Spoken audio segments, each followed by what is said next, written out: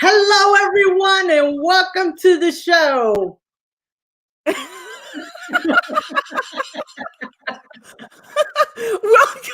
to the DnA Authority. So everyone's gonna catch us now. We've been laughing. Oh my God, what a way to start a show. Okay, so sorry. So I gotta wait. I need a minute. No. So welcome to the DnA Authority, Anita. We are live on the DnA Authority where power and passion come to play. We are going to have a fantastic guest today that is going to be talking about the power of preparation. So stick with us soon. We'll be right back.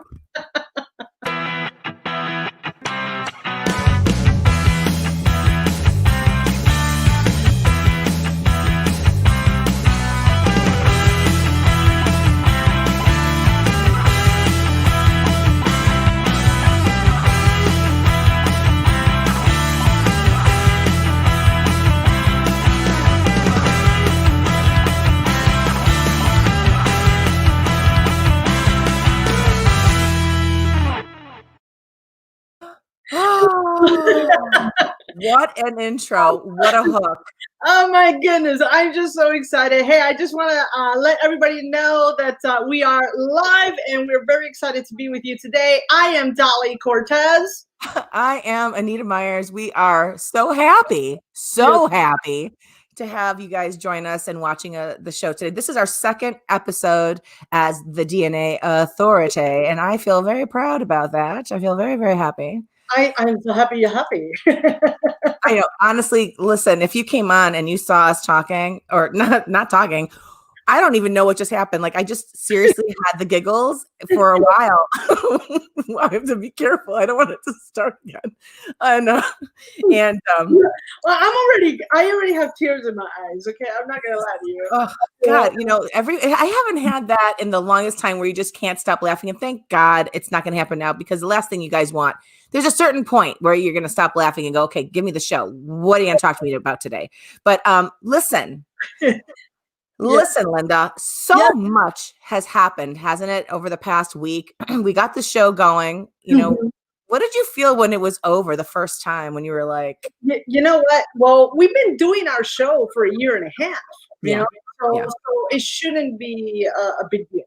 But for me, it was a big deal. And, I was just excited and happy that we are in a new platform and that we are just, experiencing this.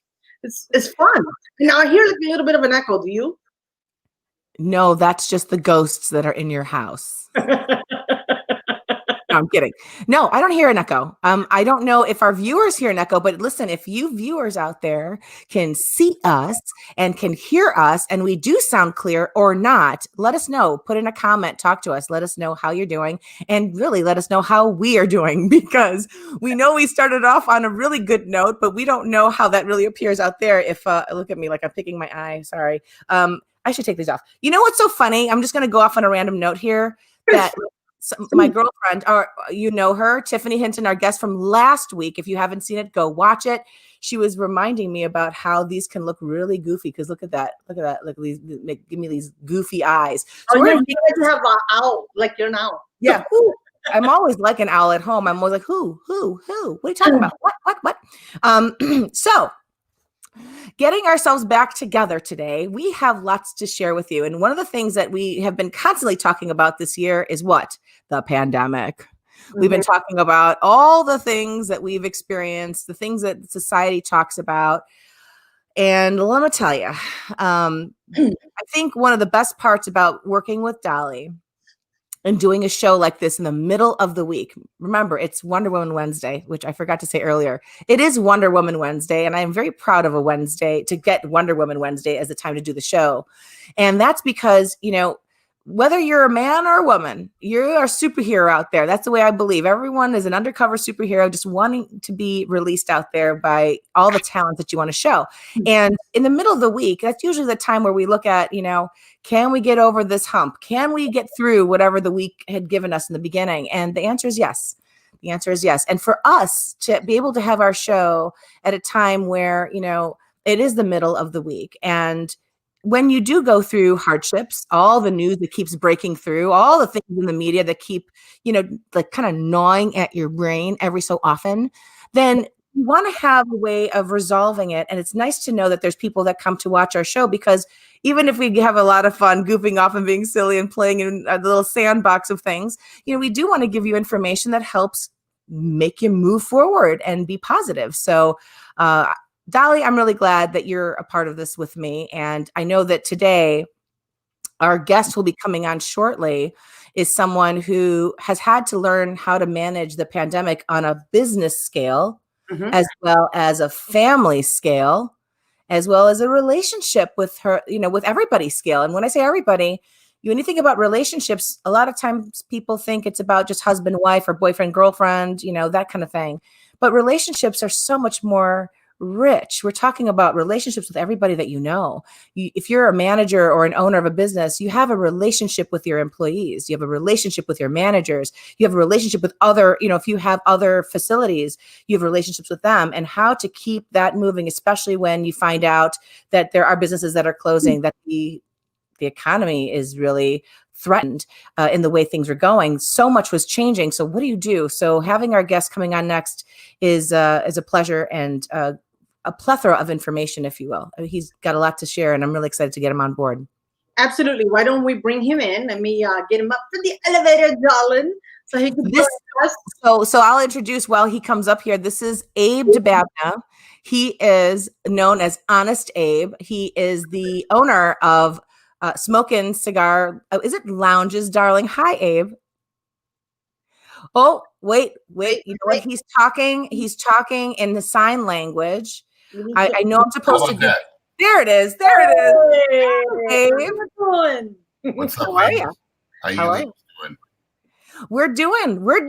We're moving. Congratulations on the new name and the new look and the new theme. It looks very snazzy. Well, thank you so much. Yeah, thank you so much. Anita and I were laughing uncontrollably before the show, and it was really hard for us to transition over because we just always have so much fun together. So I was doing these exercises before we started where it's all about taking care of like the woman's neck, and I'm like going, She started laughing, and then that made me laugh, and suddenly it was time to go on air, and then you'll see what happens when you hit the replay. But it's always important for us to take care of ourselves when we are going to be seen on these types of venues. But I'm just so excited because I know that you're someone who's been with us for a while now. Thank you so much for coming on board and being a part of our show on a quarterly basis. You're one of our quarterly guests. And the reason why I knew when I talked to you, and it's kind of an introduction to those, we're going to get back to explaining who you are and all that again. But I kind of like to cherry pick who I want to see. And I talked to Dolly about it. And if she agrees, and we're in. And of course, she's like, absolutely. You're someone who really takes good care about, I guess I want to say, what you see is what you get when it comes to your behavior and your style and your values and the way that you operate in general. The way you are with your wife, the way you are with your children, the way you are with your employees. You have so much that you give, and you uphold a lot of your values in such a good way that it makes you successful in all the facets of your life. Give and take. We all make mistakes. We all go through our experiences, but on the whole, it's so impressive. Thank you. Welcome. So if you can, do you mind sharing, tell us a little bit about you for the sake of people that are just coming on for the first time, have no clue who we're talking to. I own a chain of cigar lounges in South Florida. We started in about 1996, so we're coming on almost 25 years in the industry. And I have a weekly radio. Well, we used to be on radio. We're not so much on radio anymore, but it started on radio. At one point, I think we were airing in about 5 different cities, and now we just straight podcast now. But we have a talk show every Saturday morning called KMA Talk Radio. which is a cigar-centric lifestyle talk show. Talk about a little bit about everything. We kind of try to recreate the awesome conversations that typically happen in a cigar lounge, because that's what guys do.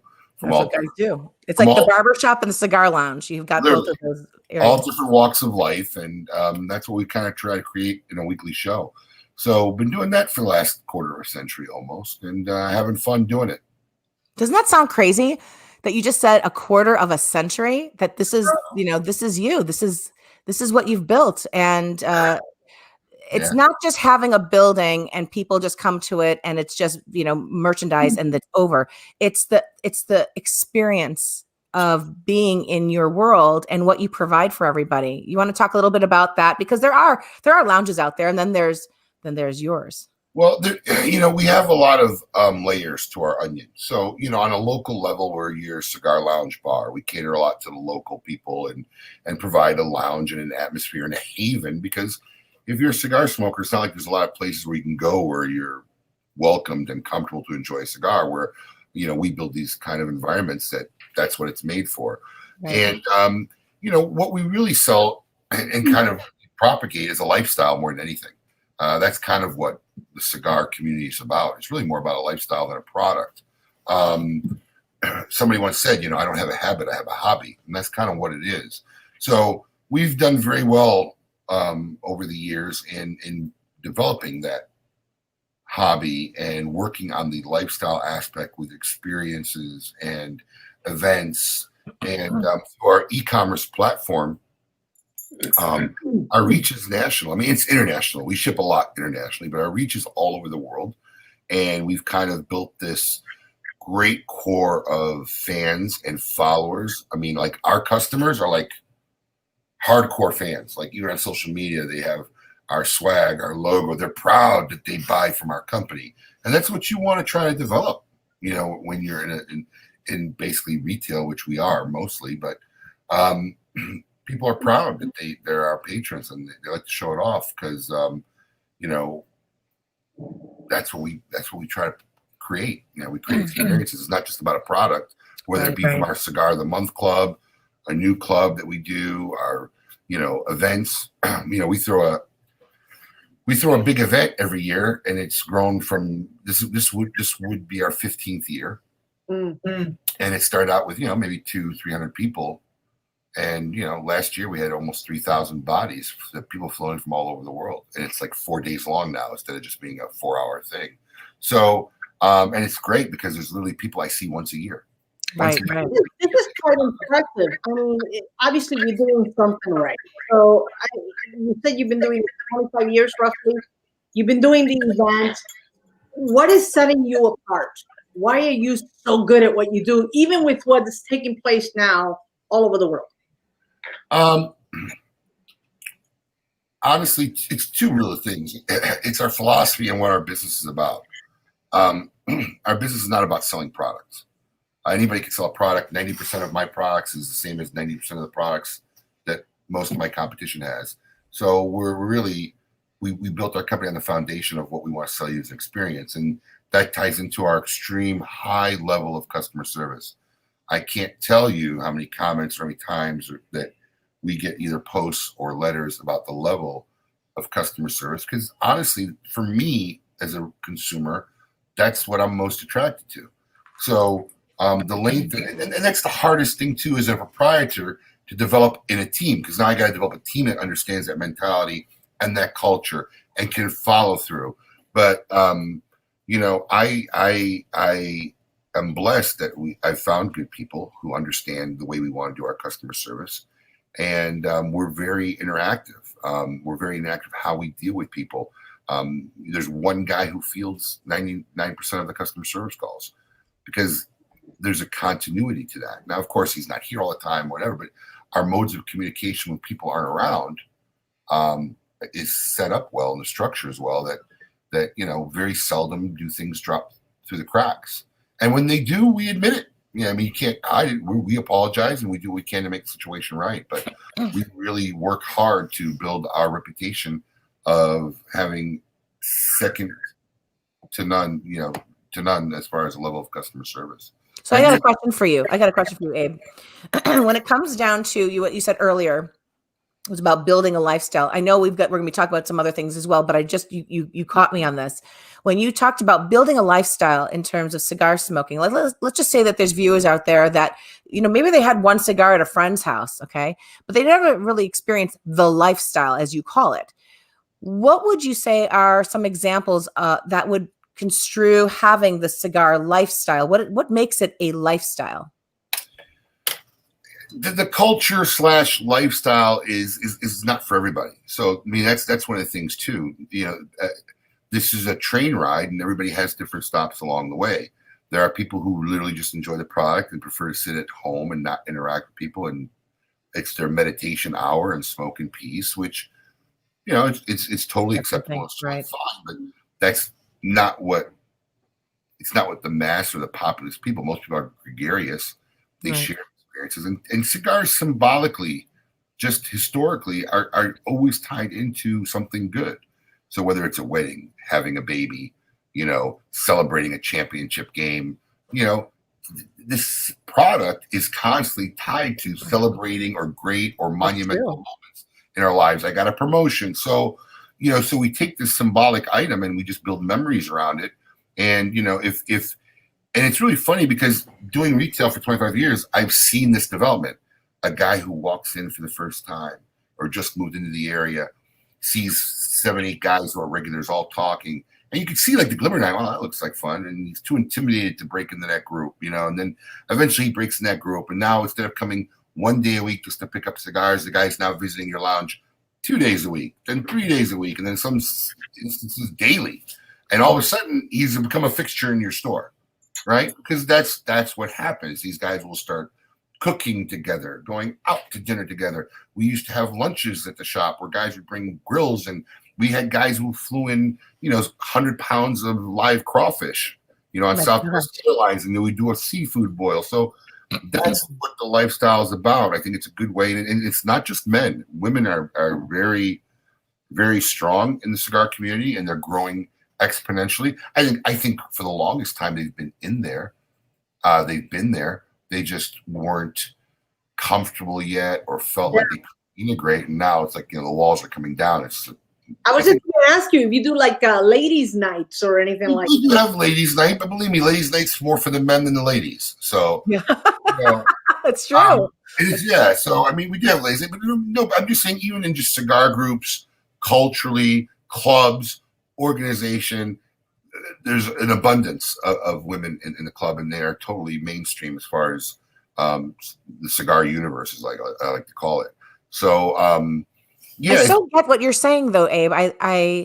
I loved hearing what you were describing, because you actually were giving. I just think about people that that are social or that like to be social, and maybe they couldn't have that opportunity in other times in their lives. Whatever their society was like, whatever their social circles were like. But coming into here, it's like it is kind of like, it makes me think of Cheers. The show Cheers. Growing up, like, this is everybody knows your name, but instead of having to go just for a beer, you're going to go to have a really nice cigar and have good conversation with good company. And that's wonderful that you're able to establish that. That's that lounge experience, correct? It's that lounge setting. And it's just, like I said, it's a haven for people to go, because we don't have a lot of options. But, the remarkable thing that I've continuously seen throughout the years is that it doesn't matter where your stature or social standing is. I've seen retired, multi-millionaires at the age of 40, and a guy who's, 60 years old and is still working and, bagging bags at the grocery store so he can get life. And they will relate. They will sit there next to each other and smoke a cigar and have in-depth life conversations. And that's something that I think first attracted me to getting in the cigar business, is that transcendence of, it didn't matter when you were in the lounge, right? We were all there together, all sharing in the same passion that we all liked, and we all made for that moment, what we had, and had a good time and laughed. And I've had some of my hardest, eye-watering, I need to gasp for oxygen laughing moments in my lounges. I love it. And now, so I'm thinking about the fact that here you are you're like a quarter of a century into this, and here comes 2020. Mhm. And you're putting things together, you're moving, you're grooving, we connect, everything's looking great, and then all of a sudden we're slowly getting this news that comes in that typically how we handle lots of things, it's like, oh yeah, that's too bad, we'll figure it out. Wash your hands. But then it just kind of got like this avalanche of news that we were kind of all in the state. What was going through your mind? And, can you share with us some of the frustrations, but how you overcame those frustrations? Oh, it was just an onion layer of frustrations, one after the other. Obviously at first it's complete dismissal of the situation. We've been through so many things in life, whether it's the swine flu, whether it's Y2K, where my argument till this day is, if the world shut their TVs off and stopped listening to the news, they would probably be better off. Right. I agree with that. I believe, unfortunately, news media today is without a doubt on an agenda, whether it's knowledgeably or unknowledgeably. I think some people are doing it knowledgeably. Some people are regurgitating on what they think is news and facts. But at the end of the day, I think they cause a directive and an emotion that elicits, actions and behaviors that may not be best for society and people. So at first I just ignored it. And then I remember reading on Facebook a retailer. I can't remember what state it was. It was somewhere in the I went Midwest or area or south, a little bit south, maybe Virginia. But he posted this whole thing on how he's closing his shop for 4 weeks, a month. I was like, "What, is this guy crazy?" Right. It must be nuts. This is like before any mandated closing. And I'm like, this guy's nuts. What does he think he's going to do in a month? He's going to close his shop for a month and send his people home. And then there was more and more of that. Then there was New York, and then there was California, and then hospitals overflowing. And then, then fear started setting in. Well, you know what? Can I just jump in here real quick, because you're making me go back in time too, and I just think about what got me going. We're almost talking about this like it's 9/11, right? Like, where were you and what were you thinking? What was happening to you and what hit you? And for me, when I think about the beginnings of things, it's about that there is this pandemic that we're calling it now a pandemic, but at the time it's like, here's the thing that's going on, and you see the footage of what's happening in other countries, and then you're hearing about how it's happening here in America, little by little by little by little, and then you're starting to see the reactions of business, like you're saying, where it's about a big shutdown. That's just one individual making a decision. It wasn't a mandated type of a thing happening. So as you were saying, I just think that I think my fear started coming in. My fear really started coming in a little bit later as you continue talking about this. I'm sure I'm going to jet right into that one, because I knew my fear came in when it came to the small businesses and how they were really getting affected on a landslide type of a setup. And in some way, some of the responses almost condoning the behaviors. And that's where I started to feel a sense of, if I had any, I felt a sense of fear there. Well, there was a lot of mixed news, which was part of the problem, about hospitals being overflowed. But then I would talk to people I knew that worked in the hospital, like, well, we're at 60%. My buddy in Detroit, which was hit very bad, told me they built this huge, big, stadium. So they could put 1,500 beds in there and whatever. And so I'm hearing all this stuff. And it's really funny because you notice the subtle little changes at first. So you go to Starbucks and there's a sign, due to current conditions, you can't bring your cup anymore. Right? It was little subtle things that said started, right? Right. And I don't bring my cup, so I'm like, who cares? Give me my venti coffee when we get out of here. and then then it was a lot of news, and to the point where I really got scared. And I think literally right before the Florida mandated shops to close down, it might have been a week before or that week, we shut our stores.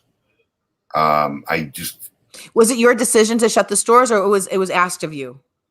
No, my staff didn't want me to close. When I first started telling my staff I was going to close, they all thought I was crazy.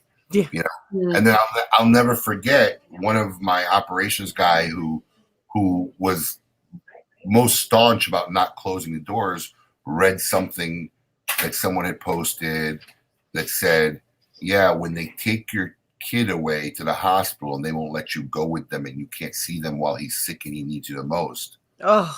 Yeah. And he sent me that post in a text. And he said, yeah, maybe you're right. You know, because we were all scared. So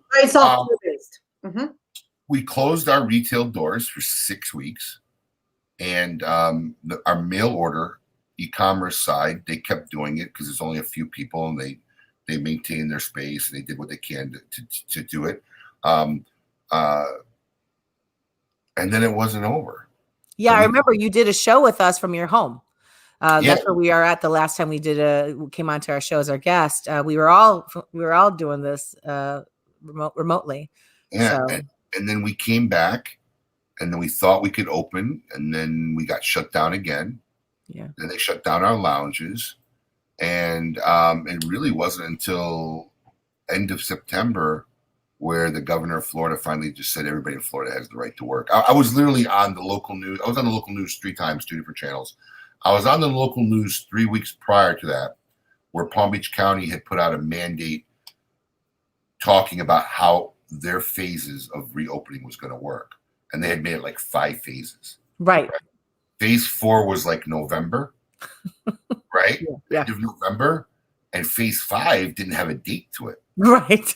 Right? Really, phase 5 had no date. Indefinitely. Like, yeah. Cigar lounges were literally written in phase 5. Like, we're the last, comedy clubs can open, gyms can open, parks can open, everybody, but cigar shops had to wait till phase 5, which was absurd. Let me ask you this, Abe, because right now I live in DuPage County in Chicago Land. And right now we are getting a new mandate from the governor that I just heard about it just yesterday, where they are likely, I think already, recommending again the restaurants close down this Friday. No more dining, indoor dining. If I was a restaurateur, I would open until they put me in jail. Yeah, I know this is like one of those things where this is the truth about how people feel, and I naturally am like, no, I want to still go. I want to. I won't close my business again. They literally will have to come and arrest me before I will allow my business to be closed again. Right. Because really, I have to challenge that. Because I understand coming from as a business owner, but at the same time, we're talking about people's health. Dolly. What if someone? Yeah, but I'm just playing devil's advocate here. Just bear with me for a minute. But just. I go to your location. I'm trusting that everything is being done, at least, like some sort of social distancing. Maybe it's a spacing with the tables and so on and so forth. And then I find out 2 days later that now I just contracted this virus. And, and I'm just, again, playing devil's advocate. Don't you feel the responsibility behind that? No. Do I feel responsibility when you catch the flu? Or any other sickness or illness? It's called life. But see, here's the problem. My argument is not about the safety. See, this is where people get confused when they argue this topic. We're not arguing safety. We're arguing the insanity of the protocols and the illogic of it, right? So what? Right now in Florida, I have to walk in a restaurant wearing a mask. But then when you keep me 4 feet away, I can take my mask off because it's safe now, right? None of the look.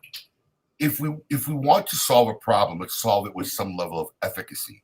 Let everybody shut down for 60 days. Nobody leave the house. No nothing. Hospitals are open in case people are dying. That's it. Then you have some efficacy. But these restrictions on who can, why is it safe to go into Walmart 1,000 people at a time? Oh yeah, seriously, that is a true point. What are you doing other than selectively and arbitrarily hurting people? That's all these mandates did. They had no efficacy. I got to walk in a mask. I see my kids carrying his mask, wiping tables, and then he wants to put it back on his face. COVID or not, that's disgusting.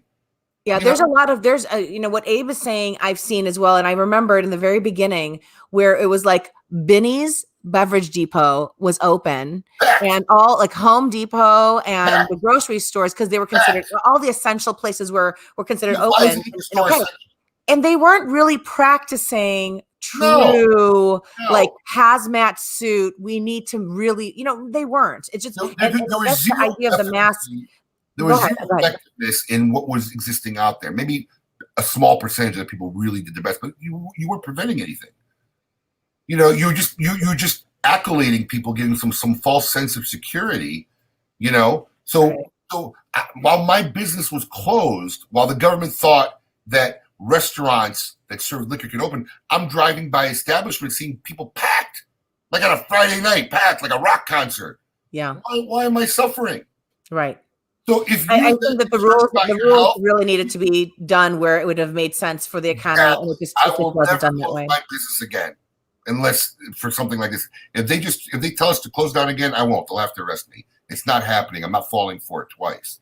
Now, if there is nothing in this universe, Dolly, that you can't get delivered right to your door, and if you're that scared, you're that concerned, by all means, stay at home. No, and for me, it's not about being scared. For me, it's about not only protecting my family, but it's also protecting the other individuals around me, whether I know you or not.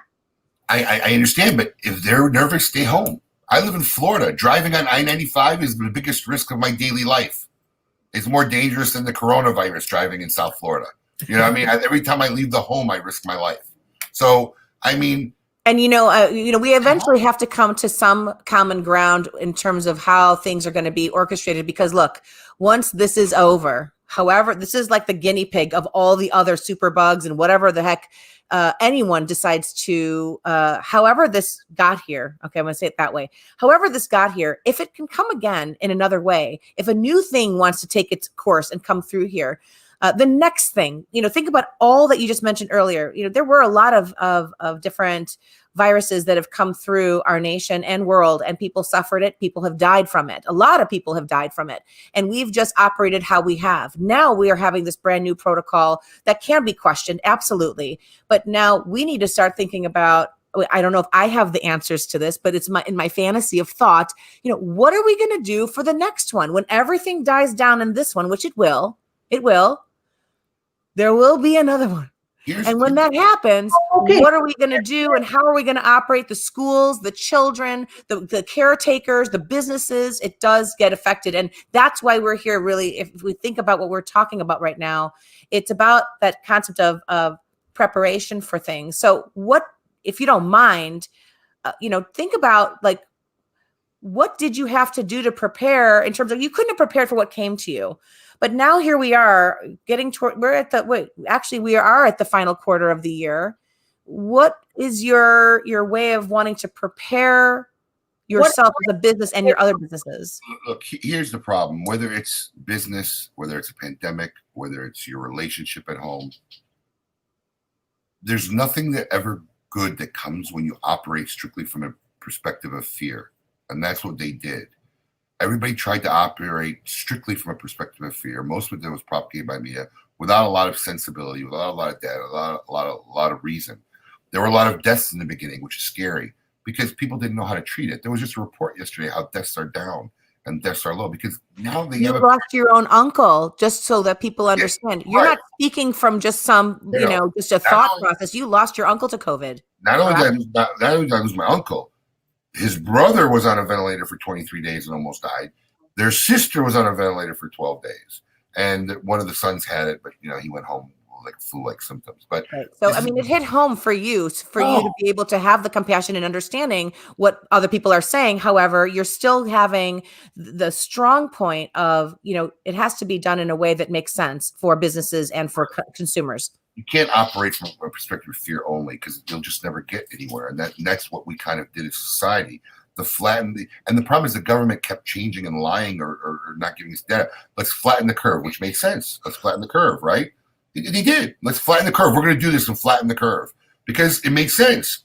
All these people getting sick. We don't have equipment. Let's flatten the curve. Well, the curve got flattened. It's supposed to be a 2-month ordeal and it's on the whole year. Yeah, I understand. Right?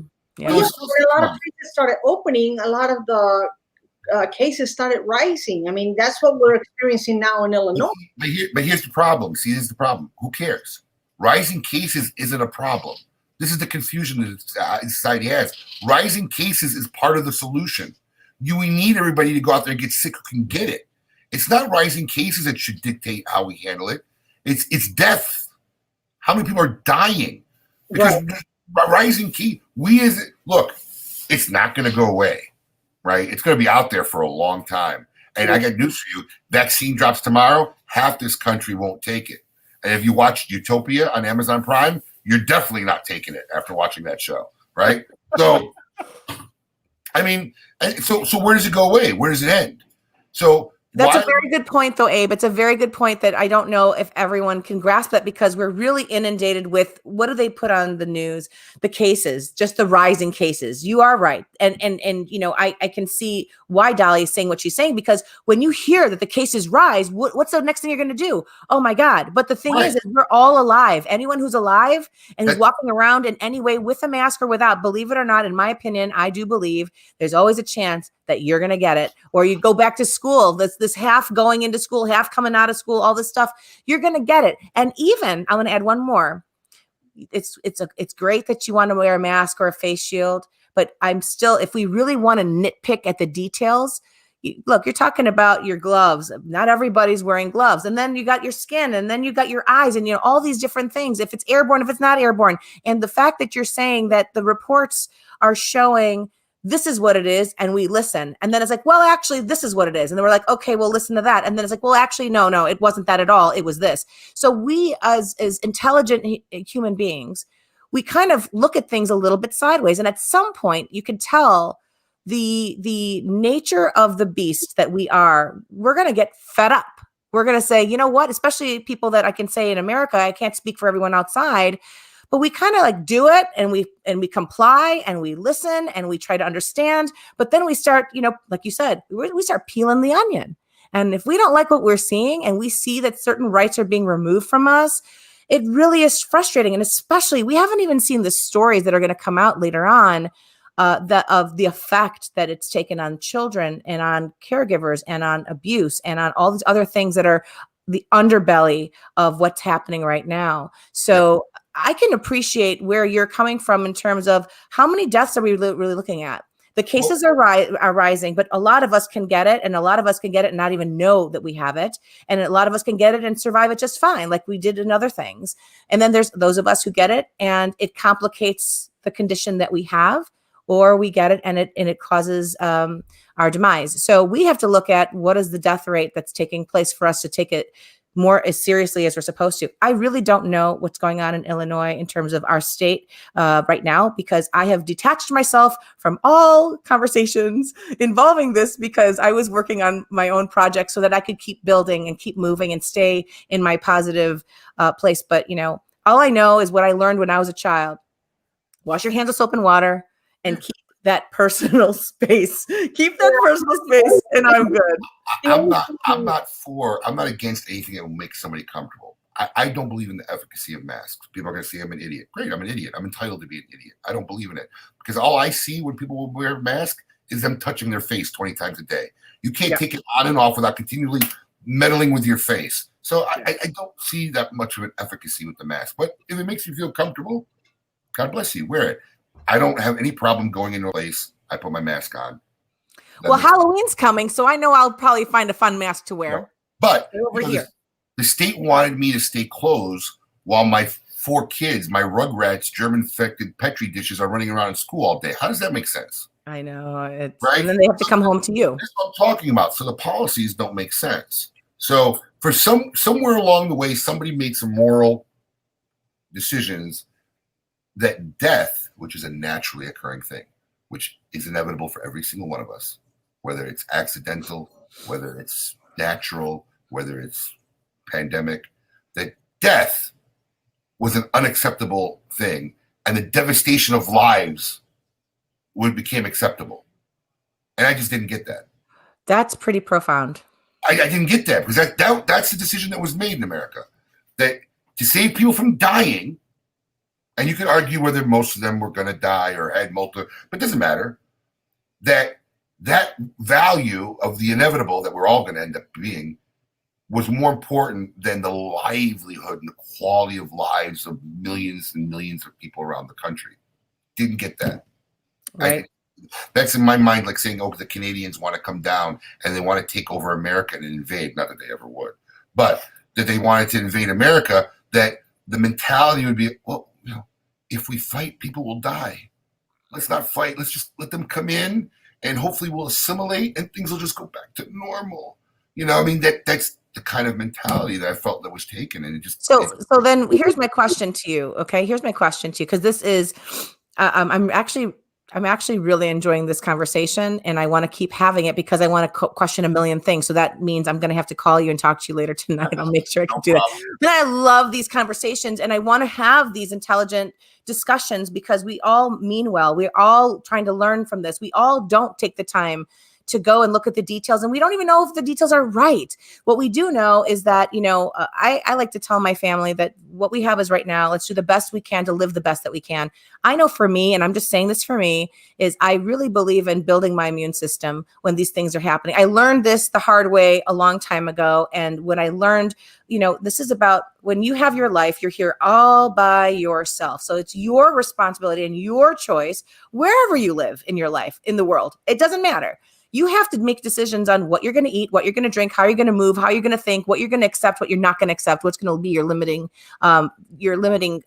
factors of whatever it is that you do with yourself. And like you've said, there are plenty of ways for us to die. There are plenty. Just pick one. There's a lot. So where we are right now with where you are at your office with the number of employees and managers and management, this is how you feel. How do you keep your company in good spirits, in a good state of mind? Because you're going to have, of all the people that you're involved with, you're going to have a spectrum of personalities and difference of opinions. We're just the three of us, and we all have things that we agree and might not, whatever. How do you manage, keeping the morale what it needs to be so that you can keep your company moving forward, regardless of what's happening outside of you? It's very simple. Listen to your people. It's really simple. I have one guy who's very scared. And since we've closed down, he's still been working from home till now. And I'm all right with it. Because right now I don't have an environment where I could space them out. It's one of our graphic guys. And I don't have an environment where I could space them out. So he's been working from home, but listen to your people. It's not just, it's not just listening. I mean, I respect what you're saying. It is not just listening based on what you said. It's your response to what you heard. Because you listened to him. And he said he didn't want to come back. And you could have chosen other options like some people have. Whether it's an opinion-based decision or whatever, but you have to let him stay home. I got to believe, because there's always two sides to a story, right? If you're a crappy employee and you came and you said that, yeah, I'd probably let you go. It'd be a good opportunity to let you go.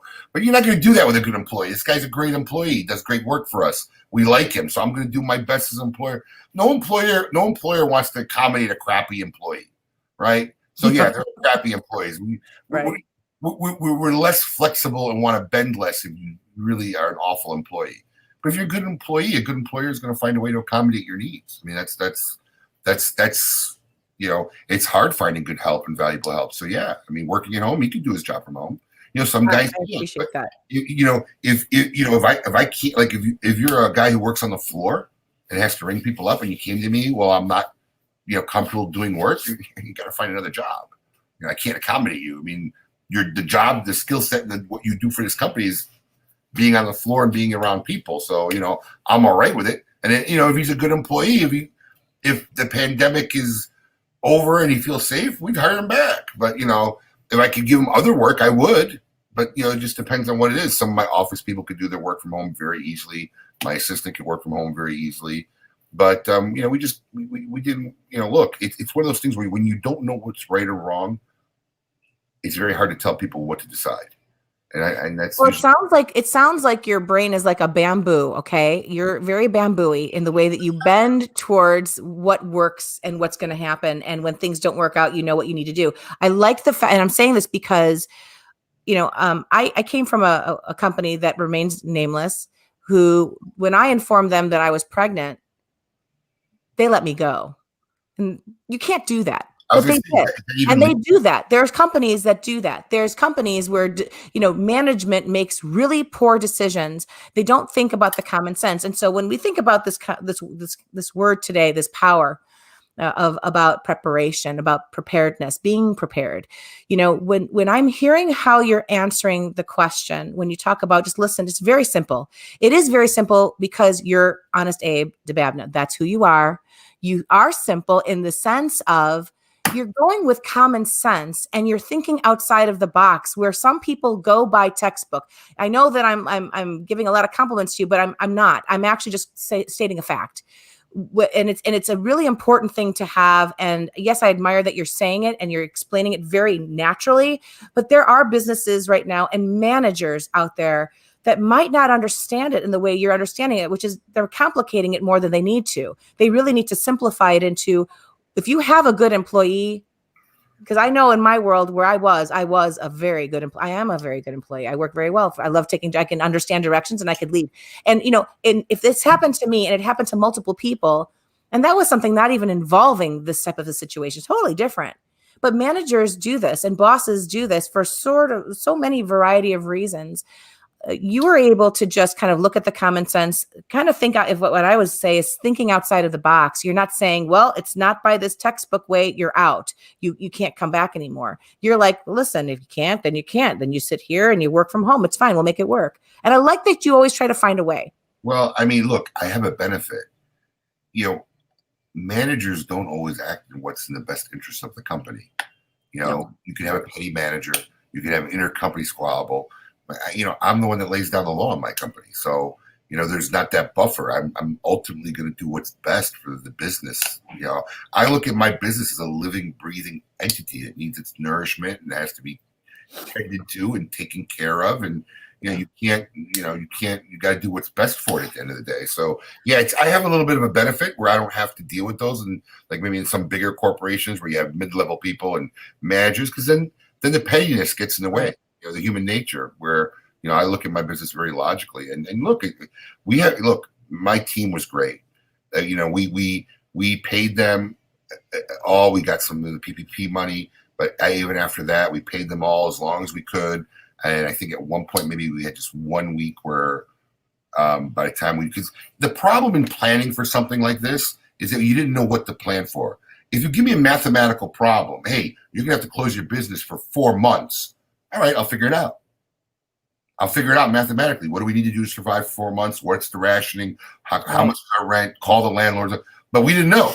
So you can't make a plan. So I think literally like when we finally ran out of money and spent a little bit of our own money and just kind of said, look, we just can't keep paying people to sit at home. It literally was like 1 week and then we were allowed to open. And then, we were still open in limited fashion. We were able to get most of the people off the floor. Our bartenders are the ones who really ate it the worst. And, they all came back. All of them. When we were allowed to open up, they all came back to work. Some of them found other jobs, quit their jobs, put in their 2 weeks, came back to work. So, we're really blessed with a good team. And you want to keep that. It's too hard to find good people. It is. That's for sure. That is for sure. Listen, I want to say, first of all, thanks for the conversation. That was really, I think you said some pretty profound things. And, even though I know to you, it might be considered simple, but it might be a really big deal for someone else to hear and have that inspiration. If there is a business owner out there that might be thinking a little bit differently, maybe they understood how to think today, especially if the phone call comes tomorrow where they have to make a decision, that they might try to think outside of the box and, help their fellow employee in terms of what they can do to make it work. So I appreciate that. And also, I have a couple of comments here from you just have a lot of people who admire you for all sorts of reasons. So Donald Maldonado says, I love this guy. Brother smokes cigars, and this guy's got the reputation. # good smokes. And a gentleman named Brian Myers, I guess that's my husband. He's watching the show. Hello, husband. He says, and a wicked Call of Duty player. Did you get past your Call of Duty addiction? Oh, you know what? I'll tell you something. We were playing it and it's so wonderful. We had such a great time. And it was my kiddo. Literally, she's like, She's like a ninja. She did so well that I can't believe she said this, but she's like, yeah, I did it. I'm good. I don't need to do it anymore. Yeah, they updated it, and then I didn't understand anything, and then it became like a job. I'm not going to learn everything over there. That's supposed to be my getaway time. And they made it like work. Like, why? I got to learn how to do stuff over again? Forget it. Right. If anyone understands what we're talking about, there's this amazing game I finally got involved with, just called Call of Duty. I know Dolly understands it because the moment I got into it, I was like, this is freaking great. I needed it for my brain, especially during the quarantine, really. So thank you to Abe because he told me about it. So anyway, you hit it on the nail. The moment the update took place, and it uploaded, my kiddo went, her personality just kind of went, wait, everything that I just worked for is now gone. So I think it super turned her off. And she goes, you know what? I went as far as I needed to, and we're done. And she took on piano. And that's where we're at. So now she's going to hopefully, maximize her time and getting that done. But yeah, it was so great. Thank you so much for those moments. Gosh, I wish everyone got to see, but it was always nice when Abe would contact me through the game saying, you want to play? I'm like, yes, I want to play. So right. That's so funny. Yeah, thank you, Abe, for everything. I don't know if Dolly was going to say something. I didn't want to interrupt, so I'm sorry about that. No, it's okay. I just wanted to say thank you very much for joining us again today on our show. No, it's always a pleasure, ladies. I enjoy this time. Yeah, I wish we had more time to talk some more, but we will. We will. You need to do a little tidbit on Facebook, your daily dose of DNA. Daily dose. See, and this is why heavy our plate is right now. Yeah, but we should give a daily dose of DNA. I love it. I love that. A quote of the day. Your daily dose of DNA. Totally. I just think it sounds great. Something to think about. Yeah, absolutely. I'm on it. We're making it happen, Abe Dababneh. Honest Abe, we love you. Thank you so much. We're gonna see you again, and we hope that you enjoy the rest of the year. And I'll certainly talk to you later on. Anytime. Thank you, ladies. Great job with the new show. Oh, thank you. Thank you. Take care. Anita, wow, we really talked a lot. We just kind of got into a zone, and here we are at 3:55, and that's what I mean. Like sometimes some of our guests, I don't feel bad about it. I just, there's a lot going on in the kitchen. There's really a lot going on in the kitchen. I just, for me, I just want to say that, it is important for me to make sure that everyone understands that, first of all, it's their decision on whether or not they're going to behave, how they're going to behave during what's taking place in this pandemic, how they're going to run their businesses and so on. I just hope everyone is responsible in the decisions that they make, because they may not only be affecting themselves, but those around them. And that's all I need to say. Yeah. And, as far as I'm concerned, when it comes down to anything and everything in our world, because I think about how this is just a representation of so many other things that take place. And I think we've learned a lot this year. There's things that we learned that are negative, and there's things that we learned that are truly positive. And I know this through all the frustrations that we see out there, there's a lot of really good news that takes place, and things that have evolved from this kind of sedentary moment that we've all been in. I know Dolly has done so much with her life during this 2020 year. I mean, where you are today in your life, what you're doing, what you're creating, the number of authors that are in your world, and then the new book that just got released on October 16th. Why don't we talk a little bit about that? We just got a couple minutes to do that, but I want to share this beautiful and amazing book that just was just released by my co-host. That's my book. Myers Powers, because she's amazing. And, I absolutely love, I love this book. I love this book. I think it's so beautiful. The colors, the message, it's so beautiful. That's my mom, and that's me. I love it. I love the illustrator. Yuri is my, now I can say she's my girlfriend because we have gotten to know each other over the whole course of our journey in the illustration. Anyone who has already purchased the book, I'm going to say thank you so much because it means so much to me. I really did write the book for two reasons. One is it just came to me in my heart. I wanted to talk about it. I wanted to give a story, not just to children, even though I know it looks as a guide as a children's book because it's illustrated. But I think all adults can look at that book, and teenagers and tweens and grandmas and grandpas, they can all look at that. And I remember that there was a testimony that I received yesterday, actually, from a grown woman whose mother saw the book. And the mother had tears in her eyes because it made her think of her mom. And I think it's so important for us that no matter what happens, we went through a real struggle this year, and there are people's lives that were lost. And it makes me think about, you could be someone that's in a place for years. And I know when I get into thinking about it, I get emotional too. In fact, my first show last week, I got a little teary-eyed. So, it's still there. We still mourn. We still grieve. But if you had an opportunity to be inspired about what love was and what love still is today in the person that you knew, that you got to exist in your life, the person that used to be in your life in some way, whether it's your best friend, your uncle, your father, your child, people leave. And when they do, however they left, to know that there's some inspiration for you to be grateful that you had that time with them and that they send you little love notes. And if you have a chance to recognize that, then I think you get to be it lightens your heart more. And I don't just mean the heavyweight lightens it. I mean, it illuminates it, and it makes you start looking at life differently. Let me share a little video on your book. Okay.